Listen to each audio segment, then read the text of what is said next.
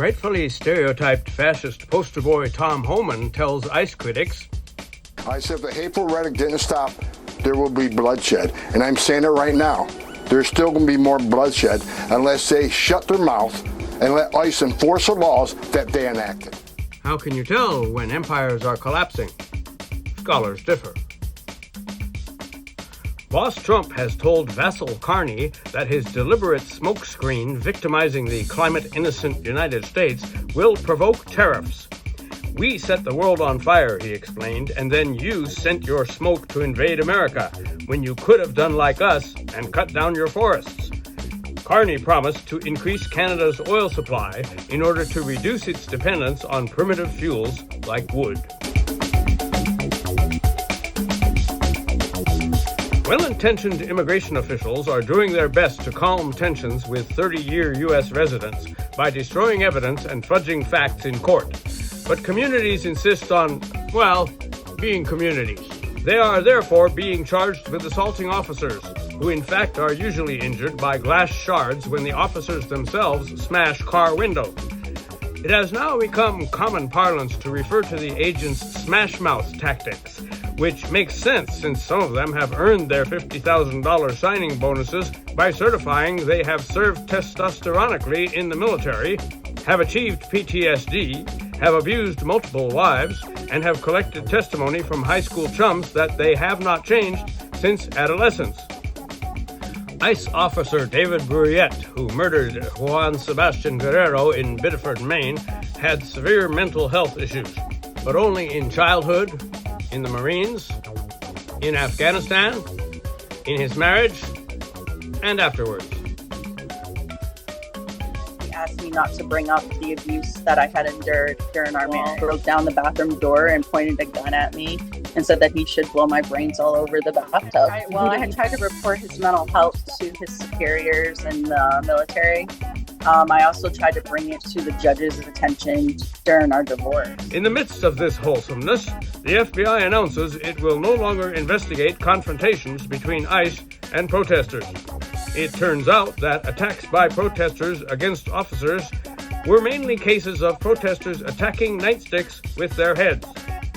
Starting now, investigations will be conducted by Homeland Security, an arm of ICE. At the end of that arm is a hand that is in the cookie jar, and it will be investigated by the other hand, which is politely waiting its turn to enter the cookie jar and smash-mouth it some cookies. PTSD-ly. Cuddly acting AG Todd Blanche explained that it's abhorrent to ever touch a law enforcement officer. In a proper police state, officers do the touching, with proper levels of warrior testosterone judiciously, if not viciously, applied to the offending Marxist priests and violent pacifist protest addicts who interfere with legitimate police state killing of visa overstayers. Sidebar: Chinese human rights lawyer Xiaoping Wu, an asylum seeker in the U.S., may be deported directly to a Chinese prison. The purpose? Either to buddy up to the maker of the finest AI in the world, or to fulfill a quota.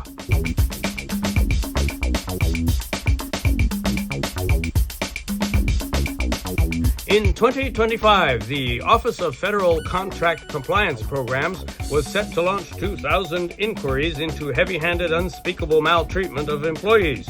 But no, Trump got elected. Barely. One example, the Prezi-King waited until his second day in office to terminate the Labor Department's inquiry into sexual abuse and discrimination at a Norfolk, Virginia naval shipyard. It turns out that prosecuting naval brass demands for oral sex from employees constitutes DEI, and that equal pay for black women undermines individual achievement in the area of creative discrimination. E.g. number 2, an epidemic of racial slurs at a Tesla plant? We'll never know. Musk said he considered the investigation emotionally draining. That must be illegal, somehow. Trumpman's current plan is to ensure fairness by eliminating the agency entirely. Then nobody gets investigated, and people can just learn to get along with their persecutors. Like we did last time America was great, in the 1600s. And that's what we voted for, right?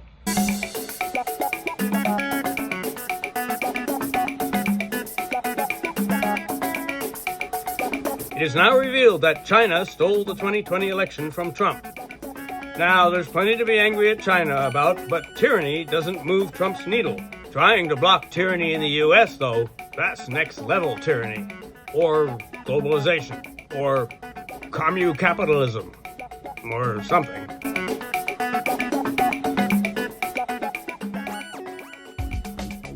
The International Criminal Court in The Hague forgot to get permission from the United States to exist, and will thus be doged. Just as we attacked Iran because they might do something sometime that Israel America is already doing, we must destroy the ICC because they might charge us with doing that something, which would destroy our ability to freely and conscientiously genocide. In other words, it would destroy us. As for our Euro allies, they need to choose between justice and just us. Real peace can only be achieved when there is justice.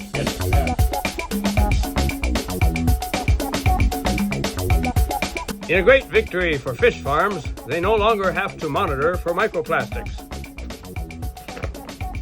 Sorry, great victory for microplastics.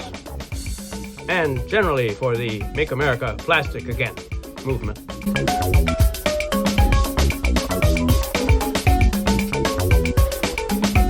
Right-wing domestic terrorists plan to target left-wing friends of foreign terrorists, or LaFofts, in a new campaign to snuff out any vestiges of opposition to fascism in the USA.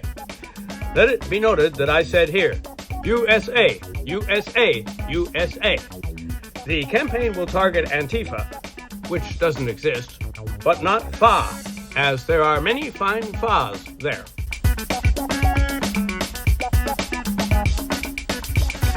It will also target Jews who have met Palestinian Americans whose cousins lived in Gaza, but not Jews whose cousins killed those other cousins. So, if you're not Jewish or Palestinian and have never met any such LaFofts, you have nothing to worry about, except that you're next.